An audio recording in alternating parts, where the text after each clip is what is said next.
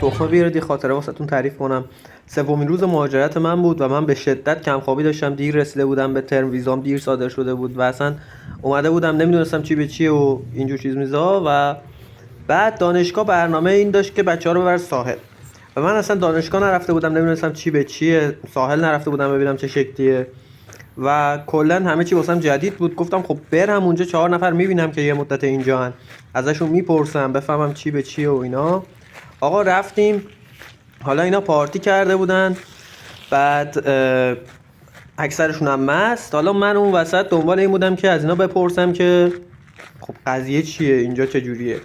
بعد اینا این وسط داشتن میرقصن، اینجوری بودن که فازت چیه حاجی که داری این وسط این سوالا رو میپرسی.